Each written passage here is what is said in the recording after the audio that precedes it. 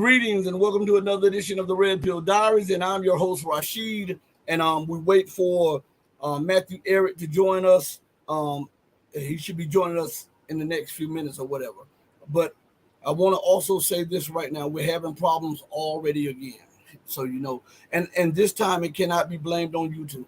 It has to be blamed on StreamYard. I'm looking in the right corner of my screen, which might be the left corner of yours, and it says we're having trouble streaming to your destination. It is possible the stream was ended or deleted on the destination. This can also occur if the RTMP server URL or stream key is incorrect, and we know that everything is correct on it. We'll keep trying and let you know if it is resolved. That is for Rumble. That is the second or the third time this week, or since we've been streaming this month, that this has happened, where Rumble's link has been cut. Okay, so this is not by accident.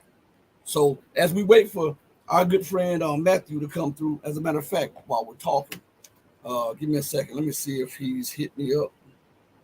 Hold on one second.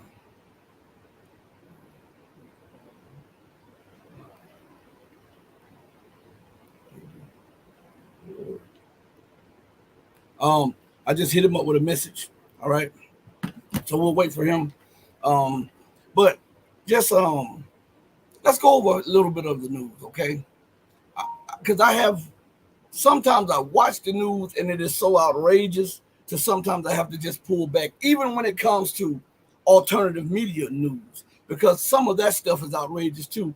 And we must also know that we're dealing with different viewpoints, conservative, liberal, people who have interest in this person or that person being elected, or keeping this person from being elected. With me, I'm apolitical, so you don't have to worry about that with me. I know Joe Biden is crazy as hell. I know that any other person that steps in the Oval Office will be just like that.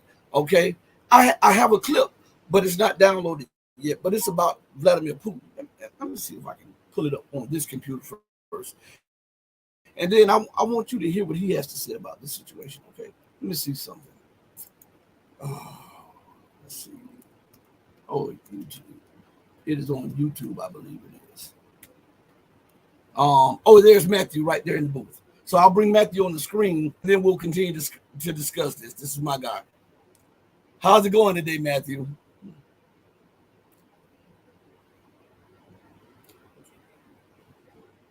Okay. So we're waiting for him to get set up, and hopefully we'll be able to hear him in just a second. We can't hear you.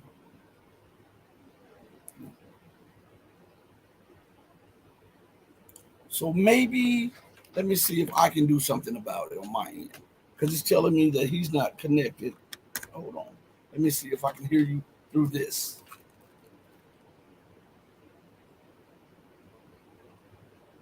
No, it's not on my end. It's not on my end. Shout out to the people in the chat room. Shout out to the people that are joining us. Join us on all of our platforms. Patreon, become a channel member. Go to Locals, and it's the empowerment of truth.locals.com. Go to Odyssey, join the Red Pill Diaries. Go to Rumble, join the Red Pill Diaries. Subscribe to us. Come on, let's beat the algorithm. Let's do this thing. It doesn't cost you a penny. It doesn't cost you a penny. So while Matthew is sorting that out real quick, I want to see something.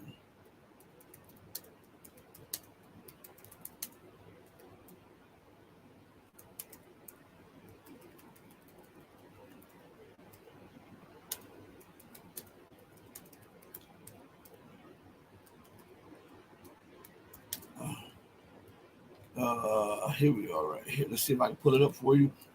I think he's going out and coming back in, everybody. I'm trying to see if this will be the right one. Okay, so give me a second. Putin says.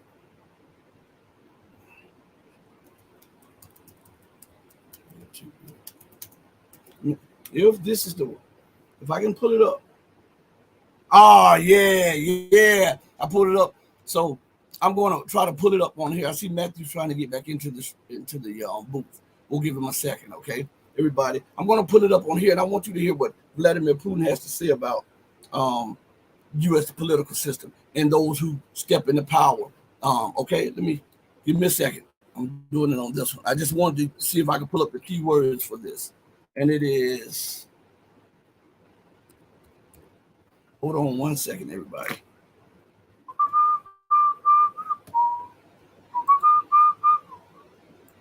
And thank you again for joining us. All right, we'll have everything together in just a second. I just want you all to hear this.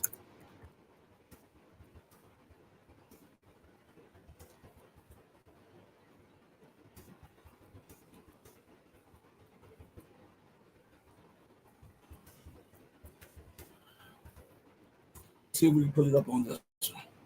And we did. So give me 1 second. I'm going to pull it up on this.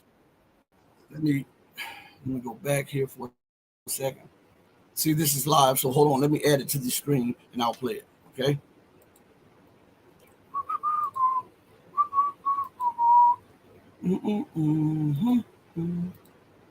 Okay.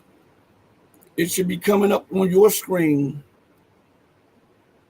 in just a second. Okay.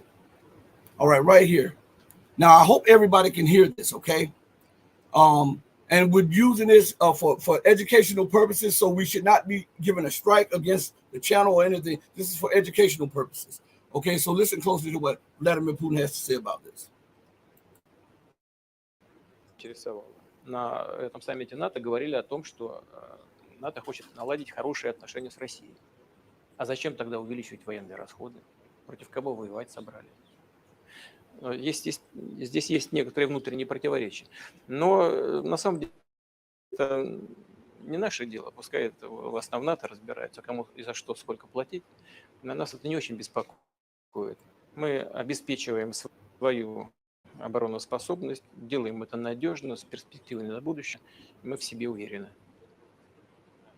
Я очень рассчитываю на то, что для нас это является знаком того, что наши партнеры, извините меня, и в Европе, и в Штатах проводят недальновидную политику. Они не смотрят на шаг вперед. Нет такой привычки. Уже привычка такая пропала у наших западных партнеров. Обама. Я думаю, что все мы хотим безопасности, спокойствия, благополучия и сотрудничества. Значит, не нужно ничего нагнетать, не нужно придумывать мифических российских угроз, каких-то гибридных войн и так далее. Сами напридумывали, а потом сами себя пугаете, и на этой основе еще и формулируете перспективы политики. Нет у такой политики никаких перспектив. И есть перспектива только в одном – в сотрудничестве по всем направлениям, в том числе по вопросам безопасности. Главная проблема в области безопасности сегодня какая? Террористы. В Европе взрывают, в Париже взрывают, в России взрывают, в Бельгии взрывают. Значит, война идет на Ближнем Востоке. Вот о чем надо думать. А мы все рассуждаем, значит, о том, какие угрозы России создают. Продвинутый человек либеральный взгляд. После теракта в Париже. Ужасного, просто кровавого события. К нам приехал президент Олланд тогда. И Франсуа мне, значит, вот мы с ним договаривались о каких-то совместных действиях. К берегам Сирии подошел авианосец Шарль де Голль. Потом Франсуа уехал в Вашингтон, и все, Шарль де Голль развернулся и ушел куда-то в сторону Суэцкого канала. Все, и реальное сотрудничество у нас с Францией прекратилось, не начавшись. Значит, Франция задействована в операциях, там, но в рамках международной коалиции под руководством США. Но вы там разберитесь, кто там старший, кто не старший, у кого есть какое слово, кто на что претендует. Мы готовы, мы открыты к сотрудничеству. Но все-таки у меня есть определенная доля. Понимаете, я уже общался и с одним президентом США, и с другим, и с третьим. Президенты приходят и уходят, а политика не меняется. Знаете почему? Потому что очень сильна власть бюрократии. Вот человека избрали, он приходит с одними идеями, к нему приходят люди с кейсами, хорошо одетые и в темных, как у меня, костюмах, но только не с красным галстуком, а с черным или с темно-синим. И начинают объяснять, как нужно делать. И все сразу меняется, понимаете? Это происходит от одной администрации к другой. See that? That's what Putin says. It does not, and I'll bring Matthew in. I just see him. Let me remove this off the screen and bring Matthew in. So Vladimir Putin says that it doesn't matter which president comes to office; they have different ideas, and he says once they get into office, men in suits visit them and tell them what they can and cannot do when it concerns U.S. policy. Matthew, what is your take on that? Can you hear me right now? By the way, is my I can hear you. Yeah. Oh, okay, good. I had to switch computers there. Sorry about that. Yeah, no, I mean, he just said it. I don't see any evidence to conclude that he lied. I don't know. I've never been on the inside track within political power, and I'm not too sure how exactly, at what point is a presidential candidate informed that they are expected to be a mouthpiece for shadowy interests. I would imagine somebody like a Biden has probably made that arrangement clear and unambiguous back in the 1970s when he decided to become a professional political whore. Other people, maybe they make it a little bit, they last a little bit longer in their delusion. Maybe they thinking that they're going to have a little bit more freedom than they will, and then others are perhaps a little bit more courageous. Not perhaps, they are. And there's a whole string of presidents who didn't live through their mandate. America has 8 presidents who didn't survive their mandate throughout its very short history. That's an insane record of dead presidents who refused to sort of walk like a puppet. Other ones, I mean, there's I think a sort of, I don't know of any nation where there's no need to compromise with very shadowy, nefarious agencies that are part of the internationally extended deep state. Because I don't see the deep state as being American. I see it as an international, supranational entity, which is sort of like parasitically latched on to nations and have infiltrated them using cultural warfare, psyops, different forms of institutional, synthetic cult creations over many generations that have maintained itself. And I think every nation has had this sort of parasite to deal with. Some nations at different times have done better. America has done well.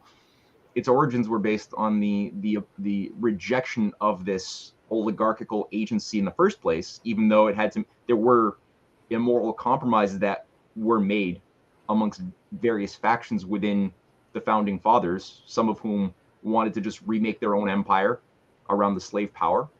Other ones who wanted to completely, they were much more principled, who really wanted to just completely abolish the idea of the superior race concept or hereditary power. There were people like John Jay and Hamilton and many others who were totally in opposition to the oligarchical system. Other ones were sort of like walking a bit in both worlds, like Thomas Jefferson. He's a dude who is, I think, willing to die for his principles, but at the same time, he had some very morally, intellectually weak blind spots that let him be used at different times by the enemies of freedom, who they liked the fact that he couldn't get over his own sense of superiority racially, right? And was more than happy to treat his slaves as secondary or even non-citizens and support the growth of the slave power. So you've had this thing bubbling and boiling in America for a long time, both in the southern side as well as in the northern blue blood establishment, the Cabots, the Lowells, the Lodges that oversaw the growth of things like the Skull and Bones, modeled on a Mithraic cult initiation ceremony that had already been done in Cambridge and Oxford for centuries. Right. And this is at the heart of the deep state parasite that's grown in the United States, overseeing the murder of a lot of presidents and Martin Luther King and Fred Hampton, so many, men of quality. So yeah, I mean, I think Putin, it's cool. He's got his own deep state thing to deal with in Russia. He's done a pretty good job, at different times compromising with it, at different times going on the offensive, expelling, jailing different members of the oligarchy created in Russia over the 1990s, at different times getting them to, work for the benefit of Russia, and at other points, making certain painful compromises. So, you know, it's a very, very high level game. Most people not having been in, if you're not actually in a power position, as far as I can tell, it's very difficult to learn the lessons as a watcher, as somebody who's a citizen looking, trying to make sense of things, not having been in upper level management. It's hard to get into the position mentally of the types of experiences that a Xi Jinping, that a Putin, that a Trump would have had to experience in the course of decades of life experience, figuring out how do you build these social skills, how do you learn how to speak without saying what you're thinking, or say something and do the opposite. You know, it's part of the game of life. So it's fascinating.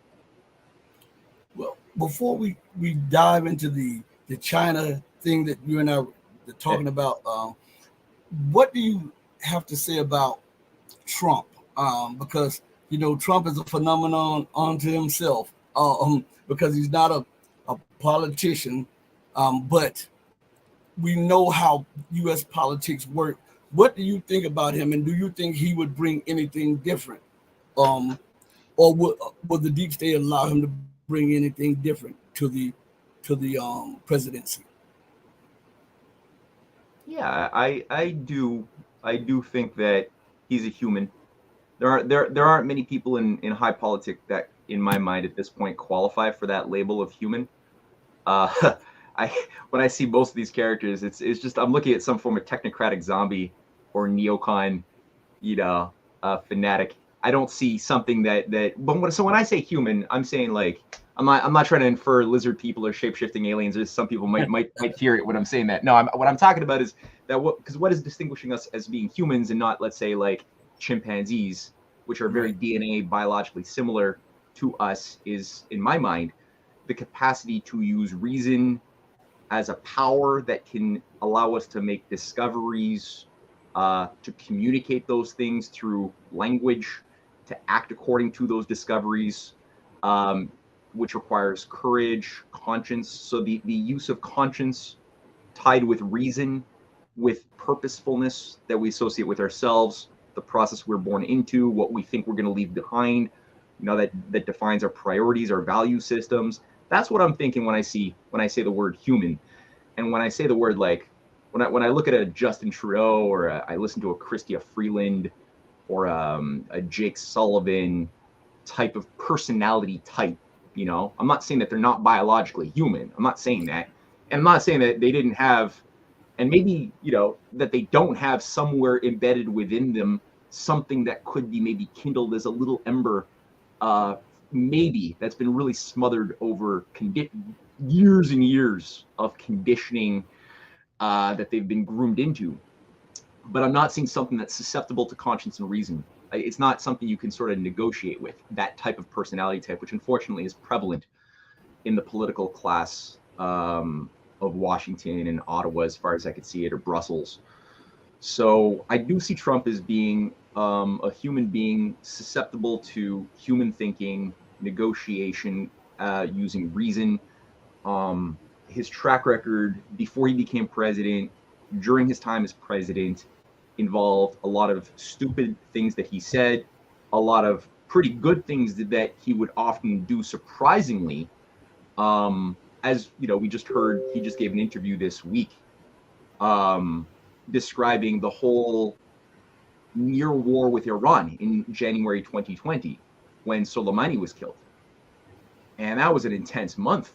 But he described how there was basically like a back channel opened up immediately between Tehran, the Russians, and the Oval Office, directly bypassing the State Department, where he was like in constant just dialogue to ensure that, okay, Tehran had said, okay, we will strike in a certain location. They gave foreknotice as a retaliation for the murder of Soleimani. There was like this controlled tit for tat that would then de-escalate the war hawks, who were basically clamoring, saying, all right, now is the time. They've been waiting for it. They were derailed back in 2007. We saw who they were. It's the Lindsey Grahams. It's the Cheneyites. It's all of them. They're still there today saying, okay, now's our chance to finally do it. That was tempered.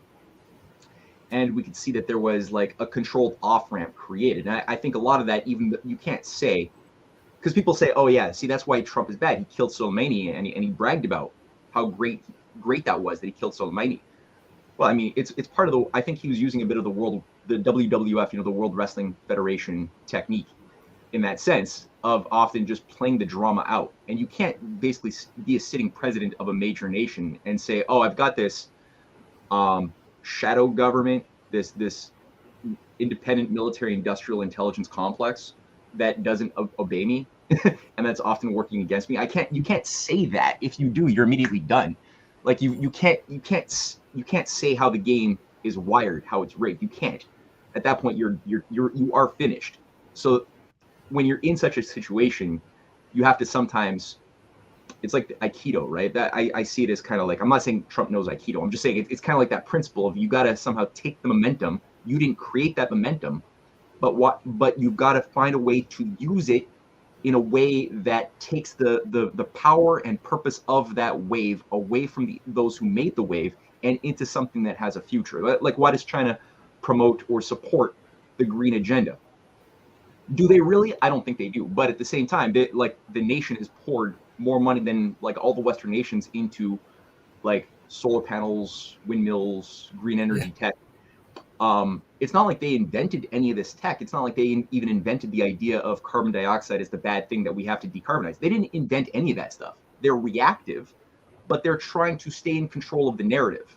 They're trying to stay in, and they're not using that type of green energy to support their industrial base. In fact, they've made it very known that it's useless to support heavy industry. They're using it for the purpose of, let's say, supplying residential needs where people have their TVs and refrigerators. That's fine. But like all the heavy industry, unlike us, they're not ambiguous that it's useless.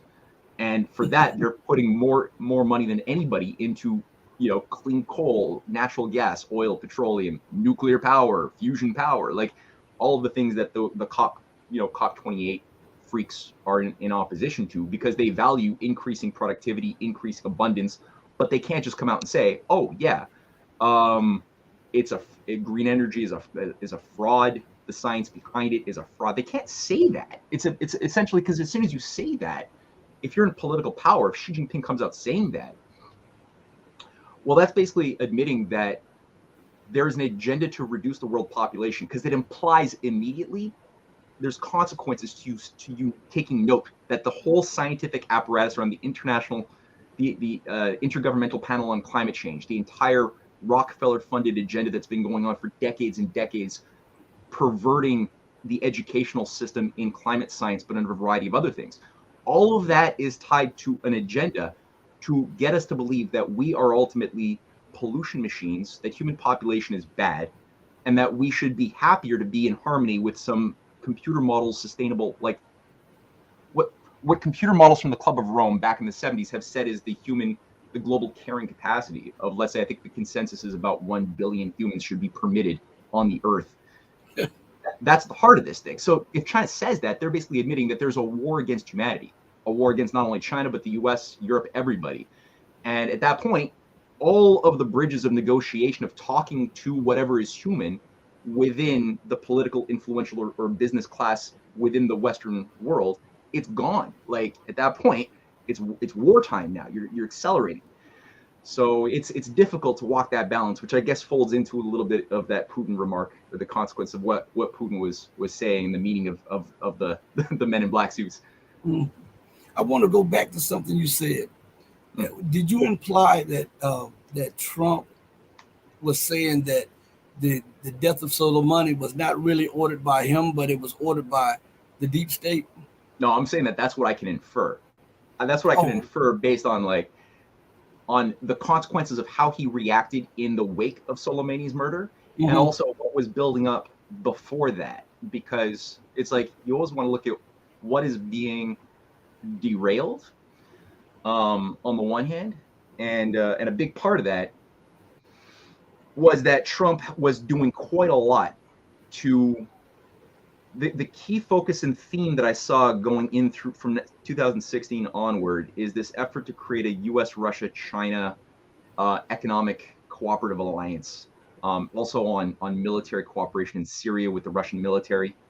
That was also a big part of what Trump was animated by, as sort of like a subtle but core governing strategic way of thinking. When he was brought to the Forbidden City, with Xi Jinping and his wife and spent like a day there, red carpet.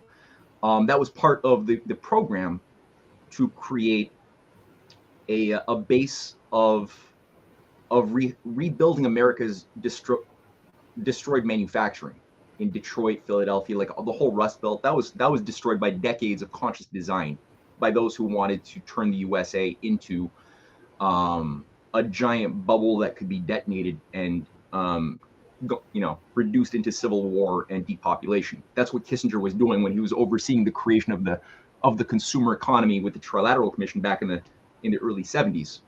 So this was already like planned out. This was like Trilateral Paul Volcker, right, was already calling for the controlled demolition of the world economy as a desirable outcome when he was jacking up constantly interest rates for 2 years to 23% and destroying small and medium businesses. They were trying to destroy the vitality of what gave industrial civilization its fitness to exist by turning it into a speculative, myopic, short-term basket case of a debt-based economy founded upon nothing but imagination and selfishness that would then result in foreseeably a tulip bubble of grand proportion, like the tulip bubble of the Dutch period. That's the model that they were using. They've always used this type of model. Get people with influence to think short term, kill the patriots, get the population to become more sense-based, so their identities are more around what do they consume instead of what are they creating. So that will always result in creating a society that's highly manipulative, self-destructive, and the bubbles sitting upon unpayable debts can then be detonated like a weapon of mass destruction, which is what was decided upon back. I'm not like, because I'm saying that globalization being destructive to America and the world was not an accident. That was the design. Because people will say, oh, we tried, we meant well, we thought it was going to result in global cooperation and all this good stuff that they used to sell it to us back in the late 70s and early 80s. No, the intention was always to bring about, it was a success to get exactly the effects in Africa, Latin America, beyond, and America itself, USA, to get that effect. So Trump has been consistent, and I've looked at his speeches going back to the 80s, describing his understanding of rebuilding the industrial base, utilizing national protectionism, which he was already promoting back when Reagan was still president, saying like, look, we should be using protectionism. We should be rebuilding our industrial base. We should be looking for good relations with nations we're going to war with.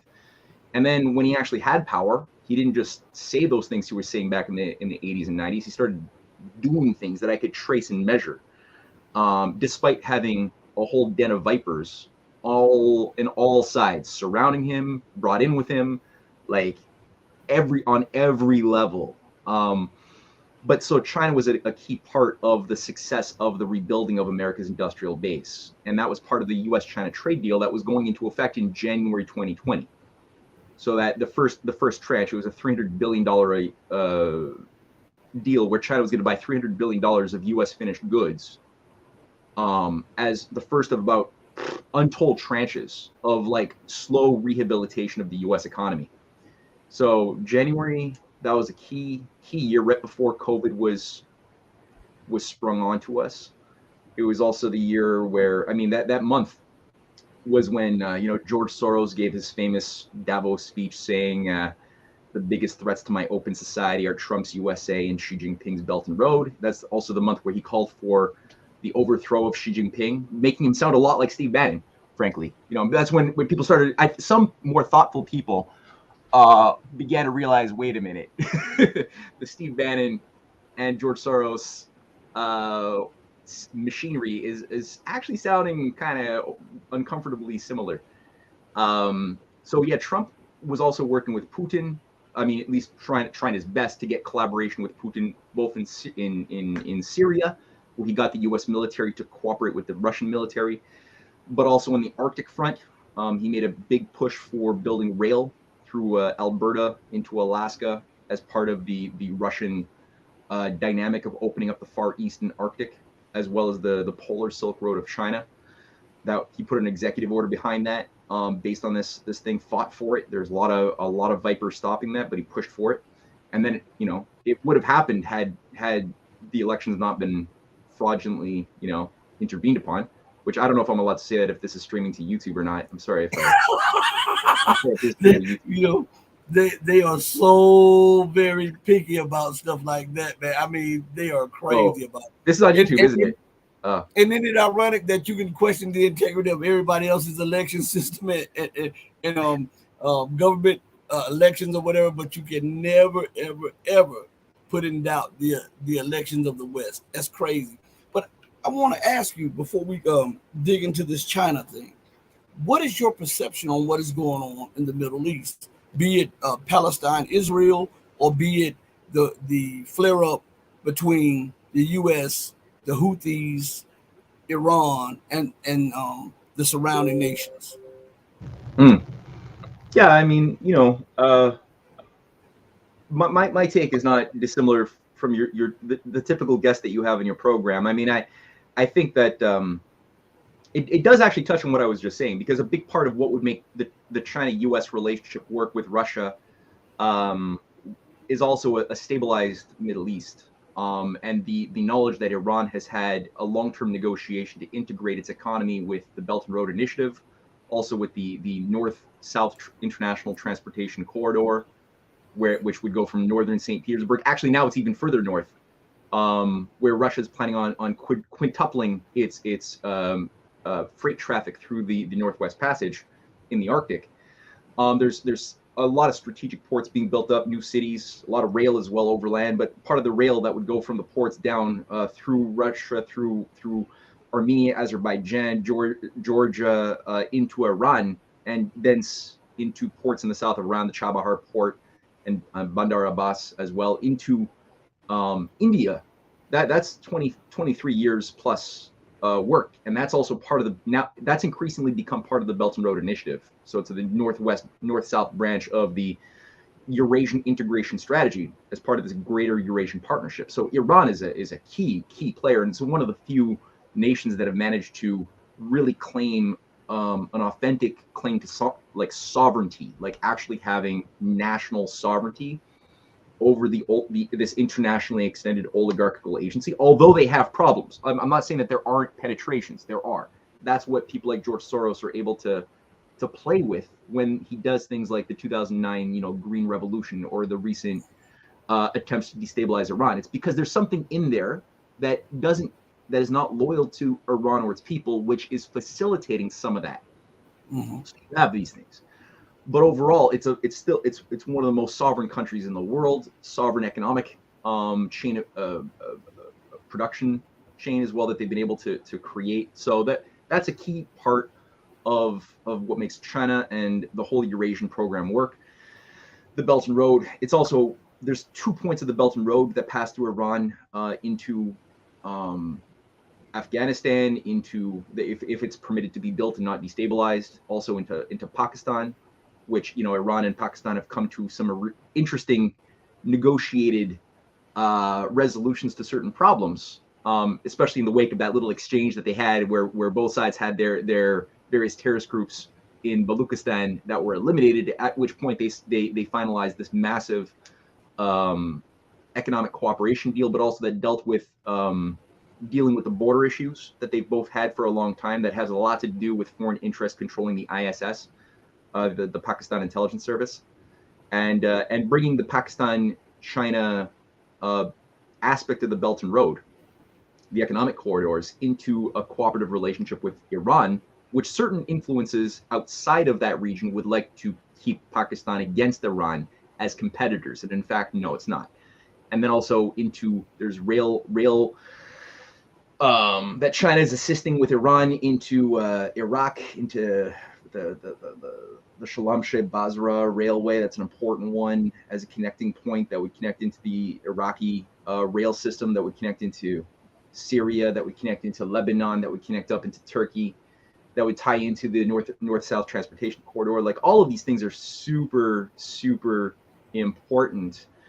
So if you can destabilize the Middle East, obviously you can disrupt all of this completely. And so there was such a good job done thus far. And again, Trump has to be given certain credit for being able to bring the U.S. military into some degree of harmony with Russia, as well as to extract the CIA from influence over the conventional military forces, That's also an important part of the defunding of the National Endowment for Democracy machinery, which is part of the asymmetrical warfare. Trump defunded that significantly, both especially in the case of Eastern Europe, but also around China and also in Iran, or in the surrounding adjacent regions around Iran.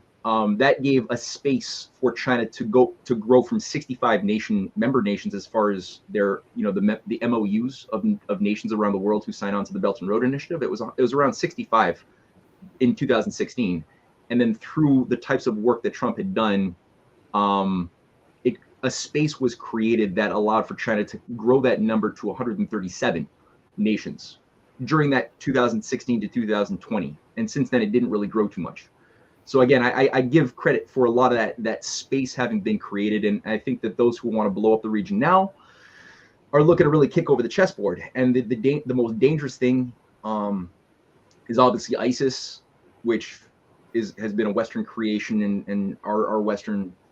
I don't think it's too controversial for me to say this to your audience. I think everyone probably knows that if they're watching you. These are weaponized assets from Western intelligence that are used to destabilize nations that we don't like. That's why ISIS hasn't really attacked Israel ever, even though presumably that's kind of like one of their mandates, but yet they don't do it. They just attack other Muslim countries or African countries, like Iran. And the other thing, I think that the most even more dangerous than Islamic Islamist radicalized groups like this is the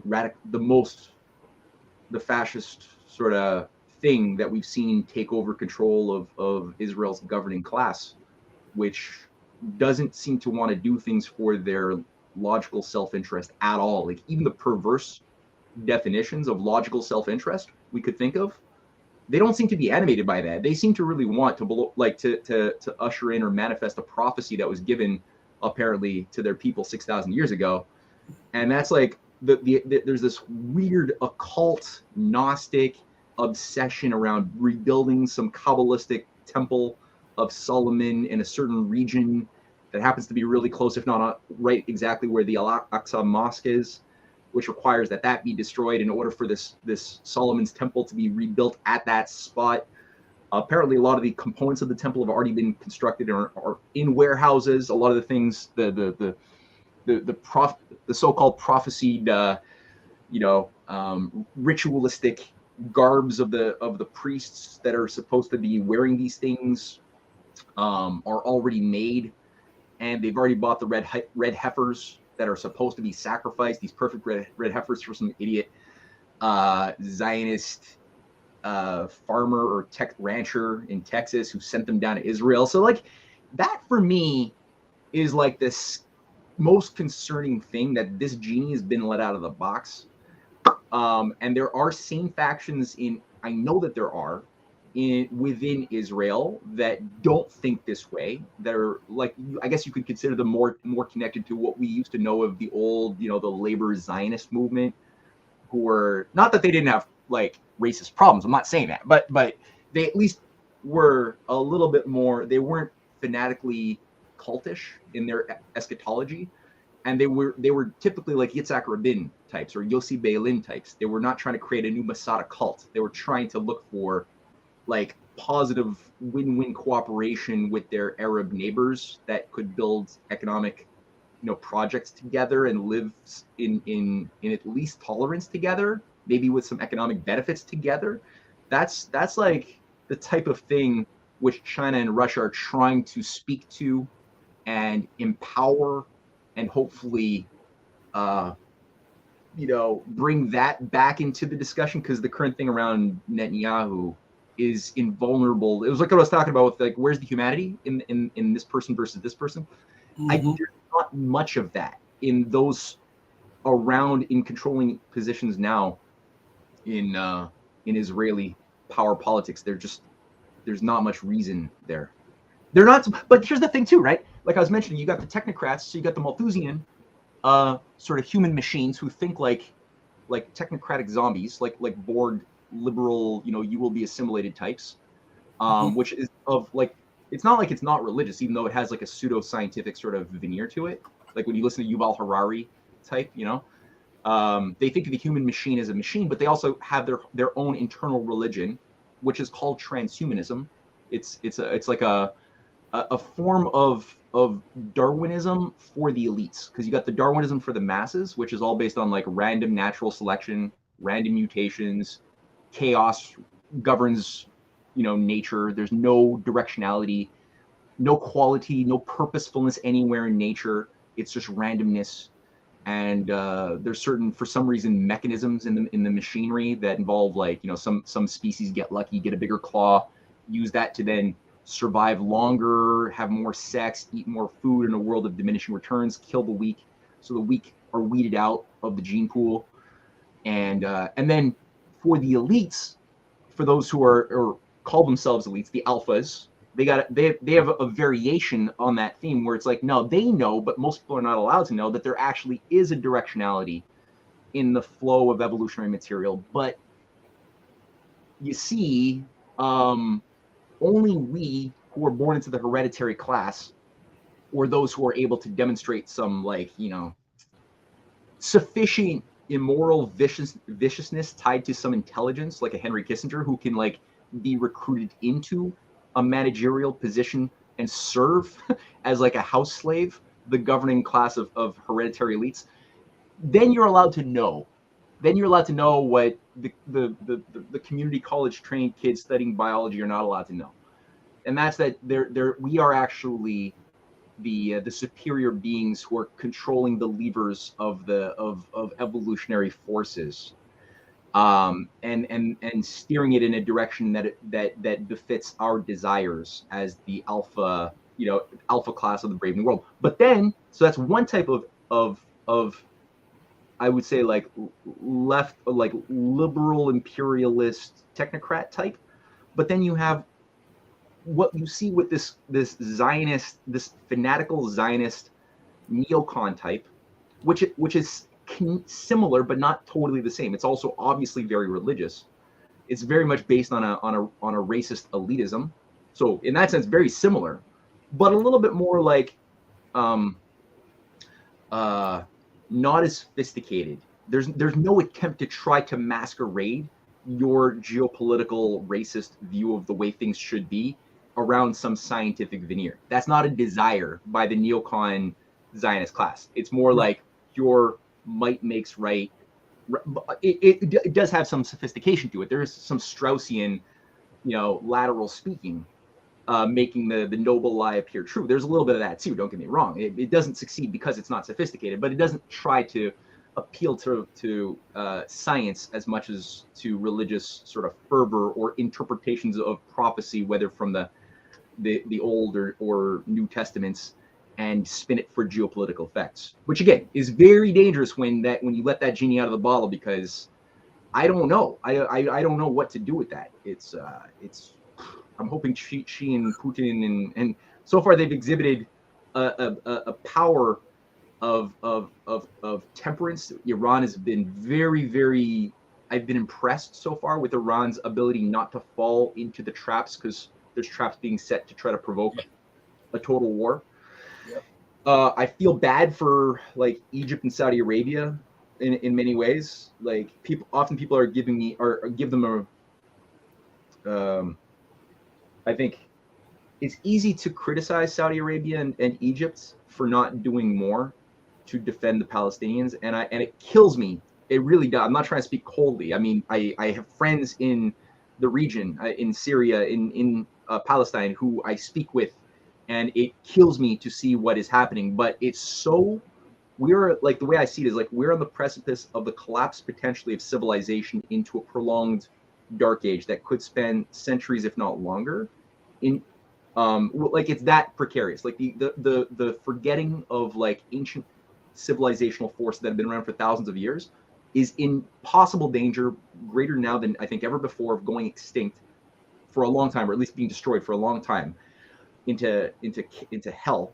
And you've got not just Freemasonic mystery cults operational within the West that are behind a lot of the growth of this intelligence apparatus, also inside of Israel, but also you have the Muslim Brotherhood created by British intelligence and Freemasonic outfits many decades ago, which is part of the deep state complex inside of Arab countries. As far as I can see it, every Arab country that has a deep state, the deep state manifests itself through especially the Muslim Brotherhood operation. It's obviously still there as a factor inside of Egypt. It's there inside of Saudi Arabia. It's overseen the murder of Egyptian leaders over the decades, of Saudi leaders over the decades. It's in UAE. It's especially big in Qatar.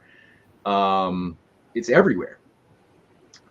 So I think, it's what created Hamas, and Hamas has a lot of good people within Hamas, but Hamas is also run by, as far as I can see it, a bunch of cultish sociopathic billionaires based in Qatar who have strange relationships with Israeli intelligence, with their counterparts still operational within Egypt, that are looking for an excuse to give Israel the excuse it wants to ultimately not just purge Gaza and the West Bank, but also to say, hey, look, forces in Egypt are attacking us. We now have a need to go in and proclaim, take back what's rightfully ours according to the covenant, of everything all the way a little bit beyond the Suez Canal, and then a big chunk of Saudi Arabia.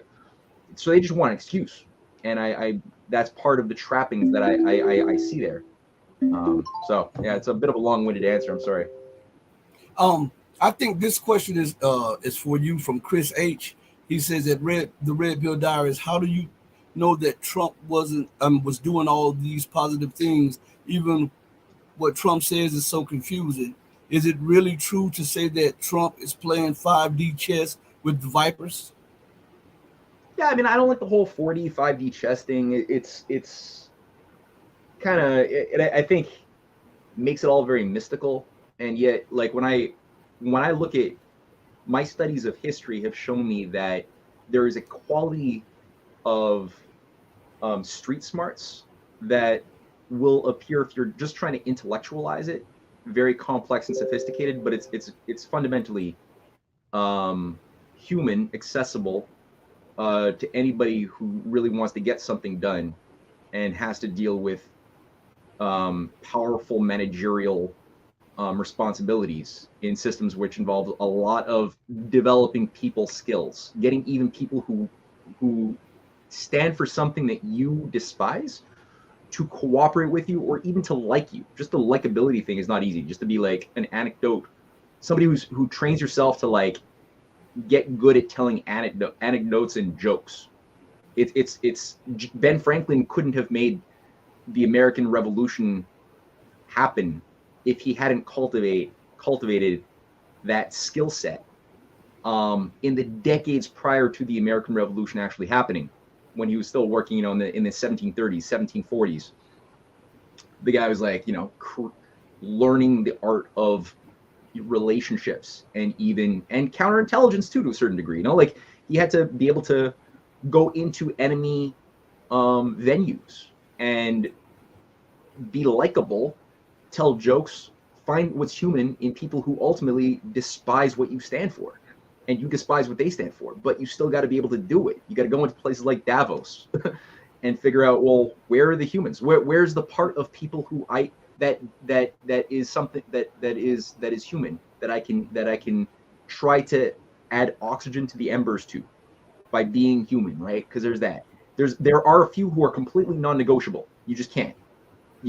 But you want to look for those who are like Plato had once said, like in his one, I forget which dialogue, but he made the point that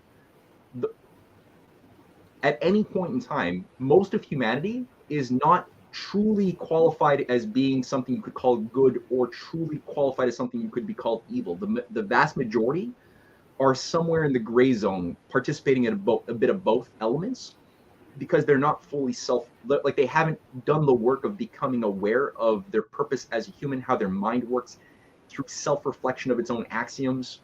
Like they just haven't done that type of, like, they haven't been through that experience, and so they can't be said to be fully sovereign people. They don't fully know where their convictions ultimately originate from, that shape their purpose, their sense of self-identity, what they will do one moment to the next, which would otherwise make them like your sense of identity, what identity you've chosen for yourself, tied to what process you have given your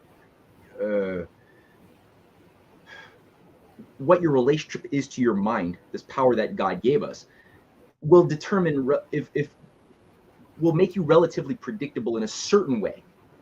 So if I believe that the earth is flat and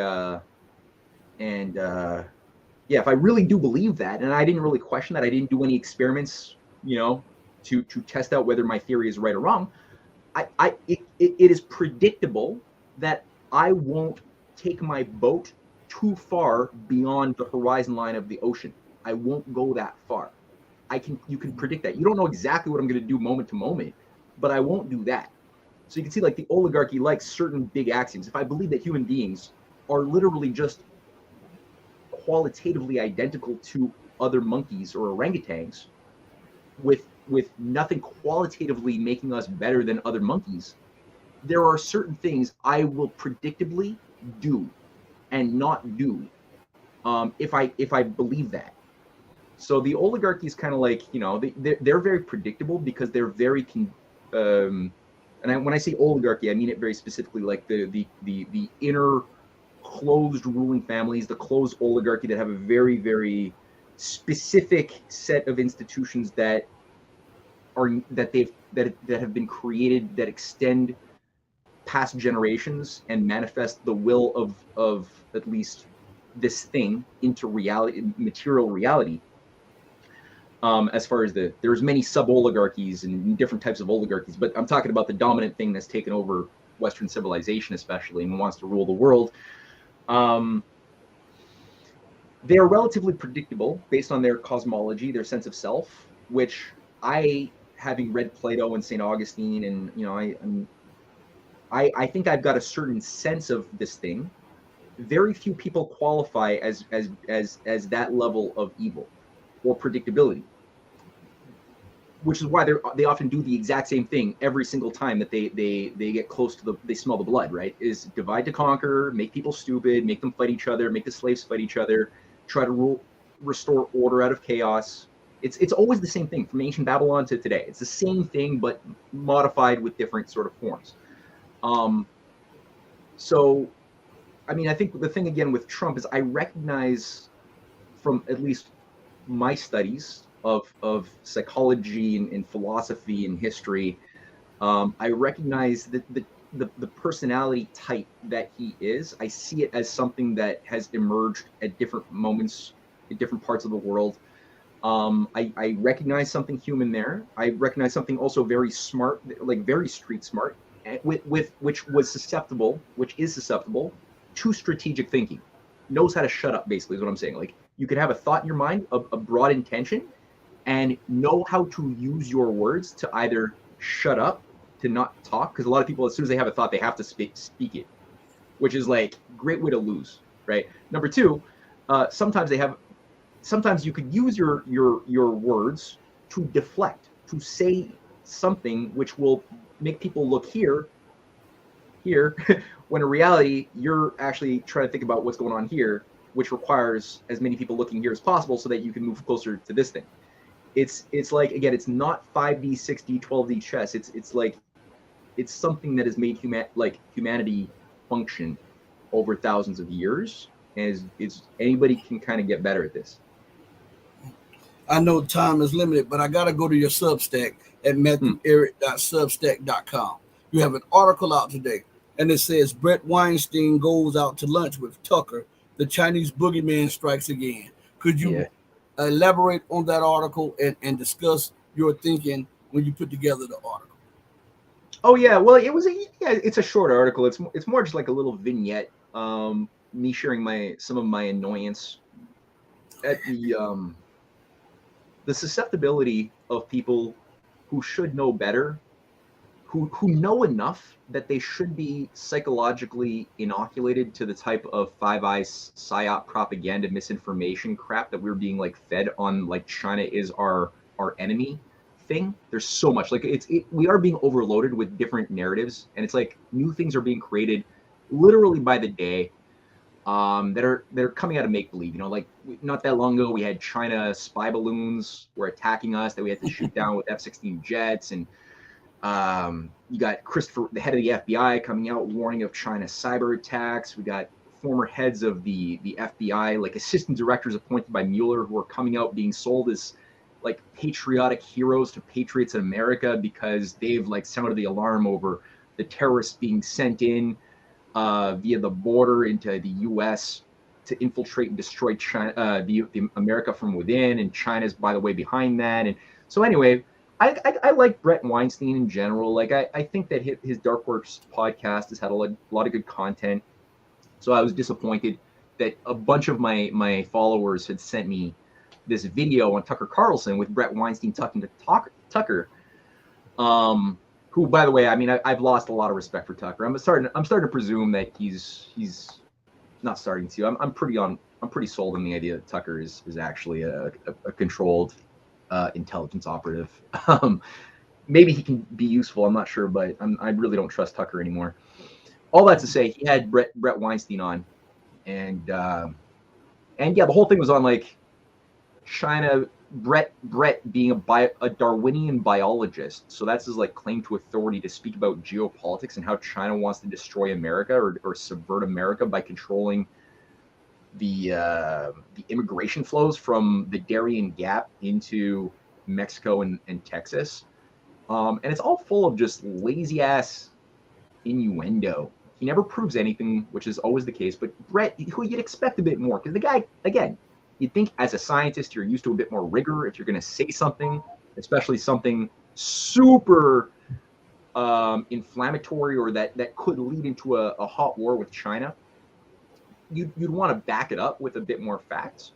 But the whole thing is just conjecture, because he went to the Darien Gap, saw all of the people, noticed that there was a bunch of, like, as he calls it, it's always, there's like a part of the narrative on whether Fox News or CNN or the liberal media is to not say that there's Chinese men in Venezuela or in the Darien Gap area or in Panama. No. You say it's military age men is how you have to say it. It's military age men, not Chinese construction workers working on billions of dollars of Chinese Belt and Road Initiative connected infrastructure. No, it's not that. It's military age men. So Brett is just playing into that, describing or characterizing the China Belt and Road Initiative as like this weapon that China has created to destroy America, to create a new global slave state. He even brought up within it how China's decision to fight back against the pressure to bring in mRNA, soup into their mixes. Again, I don't know if this is going into YouTube, but their decision not to do that is actually a evidence that they're behind. I don't know what I'm allowed to say, because as soon as I talk about this stuff, videos get shut down. But that they're all of a sudden behind biowarfare and future things that somehow will be released by them, making them now immune to the thing that they're going to release onto us as part of their intention to destroy the world and all this stuff. And, like I said, it's gossipy crap that I'm used to hearing from the CIA, but coming from Brett Weinstein, it was disappointing. Yeah. So that's what I just wrote down on my Substack and linked to. Also, I linked it to another video from Michael Gordon Chong, I forget, on Fox News, where he's one of the other narratives that's tied to this one is that these Chinese military age, apparently these are going to be like part of the secret Chinese army of Biden that will be used to destroy patriots who just care about America so much, and that the secret soldier force of Biden Chinese CPC military operatives are vampires. And there's a video that I linked in my little thing about how Gordon Chang is saying that part of their initiation process or training is to drink human blood. Yeah. And that Chinese vampires are part of the thing, organizing immigrants into the USA to destroy America that way, and also to fight physically on the streets of America. So it's over the top. It's over the top. It kills me that people are actually smart people are buying into this stuff. And I can just see where this is going, and it's so bad. It's so bad. And it's worse than what you think. I was at the dentist's office yesterday. I'm having work done on my teeth from martial arts. I've gotten chipped teeth and everything. So I'm there and I'm listening to, I don't know what she was, but she was doing x-rays and all of this stuff. So she was telling me about how, people are so brainwashed. These are her words. People are so brainwashed that you can hardly tell them that we're at risk. The Chinese hate our way of living. The Russians hate our way of living. The Iranians want to kill us. And I'm listening to her, and I'm like, is this woman serious? So it seems like the propaganda is seeping into the mind of the masses, because this was just an average person working in a dentist's office, and she was saying that the Chinese and she was saying that the Chinese are trying to destroy us. They're coming through our borders. They're sending terrorists through. She says that they are linking up with Russia to help Russia defeat freedom in Ukraine, and they are helping Iran to defeat freedom that we're trying to spread with our democracy. And I'm sitting up in the office like, are you serious? Are you really serious? But sometimes it is so. When you hear that, sometimes it hurts, because you can't believe that these people swallow and digest the Kool-Aid or the madness that the government continues to spit out. Yeah, I know, man. I hear you, and it does. It hurts the heart, because you could see it, right? Like, again, it's like I was saying about the humans. It's like you could see that these are humans. They care about their family. They're willing to sacrifice for their conscience. Like, all of these human qualities are there in these blue collar, typical, normal people. But they're so polarized. Like, they don't, because they've been processed, partially because they've been processed through an oligarchical education system, this like subtle, very powerful thing that shapes our minds. That's designed to cripple our ability to self-examine our assumptions. Like, that's the thing that makes reason work. That makes the quality of human reason different from the type of reasoning that we see from computers. Computers can do logic.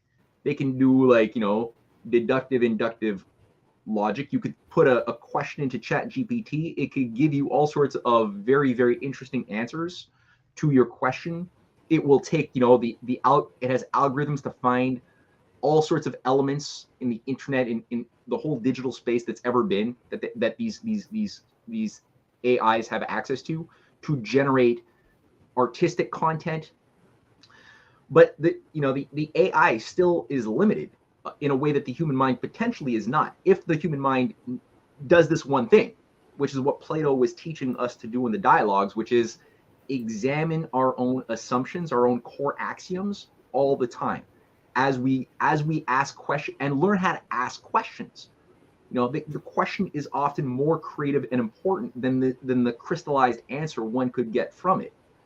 So that is what the computer still can't. The best AI still doesn't know how to ask, and I don't think it will ever ask potent questions. What's the right question, right? So all that to say, these are people, because they haven't learned how their mind works, they're very susceptible to all sorts of things like this propaganda. And we saw how it took patriots and made them really stupid in the Cold War.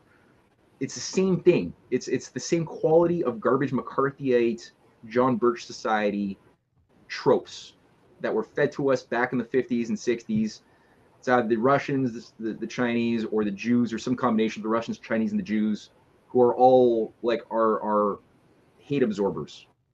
We're supposed to give our hate to them, and then the more we do that, you can't think. If you're in a state of like hate and fear, you can't think critically about our real issues of like, well, what's really behind the deep state, honestly. Because if you read Ben Franklin and the Founding Fathers and you study that period of history, you will have a better idea of, you will recognize soon that they understood the nature of the deep state that they were fighting as an internationally extended global oligarchy tied to mystery cults like the Hellfire Club, that we don't have access. We've forgotten how our founding fathers used to think. We forgot how everybody who was potent throughout history moved society out of a New World Order, situation, Abraham Lincoln being just one of many, they all were able to tap into this level of understanding that if you think that China is your enemy or the Jews or the Russians no, you won't get it. You will be weaponized to be your own destruction. So yeah, again, hurts the heart. Hurts a lot to see this. Last question, because I know you were busy and you gave me your time, man. You know I respect you and your family, and I know you got things to do. Where are we going with this propaganda against China and as America loses in Ukraine and stokes tensions in the Middle East and is moving towards pivoting to China? How does this end, and does it escalate into a full-fledged war in the Asia Pacific? I don't know. I'm not good at this sort of these types of predictions. I'm bad at. And I won't even say that I'm bad at it. It's just that I don't feel comfortable doing it because it's so there's so many variables that are outside of my my experience at play. By the way, I noticed that this commentator you just made public here points out 32 biolabs. Yeah, that's what the Pentagon budget reported, but Russian and Chinese intelligence have also made a point that outside of their official budget, there's something more in the tune of 300 plus biolabs outside of the USA. 40, I think there was 44 or something in Ukraine alone that they admitted to. Even more in Georgia, which Senator Rhodes Scholar Lugar and Obama oversaw, as well as in South Korea. So yeah, no, I mean, but no, as far as the and Uganda. I mean, Africa has got it bad. There's so many countries in Africa that have been forced to host these things. Yeah. So, part of me is optimistic because again, I've never seen such a confluence of ancient civilizational states and power structures that seem to be on the same page, both with the identification of the techniques of the enemy to divide, to conquer, to get us to fall into forever wars, while at the same time recognizing a positive, viable strategy to defeat empire based on win-win cooperation, creative problem solving, going outside of the limits of growth by creating abundance, making discoveries, translating them into new technologies. So this is a high component of the strategic thinking of the political, economic, and cultural fight of China and its allies. So that makes me very, very optimistic. But, I mean, people could probably smell a little bit of my demoralization a little bit when I think about the religious fanatics who are pushing for they're part of an end times cult that believes it's actually man's mandate, humanity's mandate to usher in a global conflagration of purgative violence to cleanse the earth in a good old-fashioned purgative bloodletting to reconstruct in some alchemical thing, break it and rebuild it in your own image.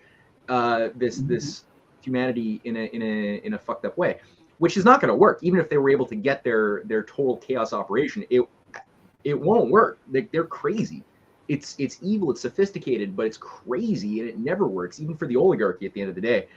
So that's a factor. The nuclear weapons are a factor. I don't know to what degree the patriotic movements of North America are able to fight back against this agency, which is latched on, and I do have hope in Trump's fight and stamina. I have hope in the people not falling for these FBI-run traps, to create a new civil war, as some would have it, using the border crisis as an issue. Because that's a factor too. They want to create a civil war. They failed to get it the first time around 150 years ago. They're going to try it again. They're trying it again. And the same people, the same FBI agents who oversaw the worst inside jobs from the 1993 WTC building attack to 2001 to the 135 cases between 2001 and 2014 are part of the highest level FBI agency that are signed onto the letter that's instigated this whole confrontation between the red states and the federal government. and they're 4 of them are appointees by Robert Mueller. Like, it's clearly is what it is. It's an effort to try to bring the U.S. into civil war while there's an economic crisis, while there's a need to destroy the potential, like this multipolar alliance potential that is the only thing that can float. It's the only thing viable that can work. And they want to try to polarize the people who are otherwise inclined to support Trump to become so weaponized against China that they can't even imagine how China is actually providing the only basis for America's survival, or Russia. So that's part of the thing. Yeah. Oh man, excellent answer. Right. Matthew, thank you for joining me, man. I'm gonna hit you up later with the video and a few private words I want to say to you. Okay. I really appreciate you coming through, man. Yeah, man. No problem. I'm sorry for the tech glitches on my end, but hopefully next time it'll be more streamlined. Yeah, man. Hey, be blessed, man. All right, you too. Bye. All right, everybody, listen. Hit the like button. We're bringing you exclusive content, and we're gonna have him back on either on Patreon or on a channel member stream coming up in the near future, God, if it's God's will. I want to take the time out right now to thank each and every one of you who have chosen to join us, to give us your hour and 12 minutes to out of your day. I really, really appreciate it from the bottom of my heart. I want to say thank you. And I also want to say this in closing. Do good because it's the right thing to do, not because people are watching or you may get credit for it. Because when it's from the heart, you don't care if anybody acknowledges whether or not you do right. You do it because that is what is right to do. Okay. On that note, I go out the same way that I always come in, with love in my heart for each and every one of you who loves truth. But know that the true and living God will always love you better. Until we next speak again, stay strong, stay true, but above all things, stay righteous. I love you all. Hey, mama, your baby boy loves you more than life. Deuces, everybody. I'm out of here. Peace.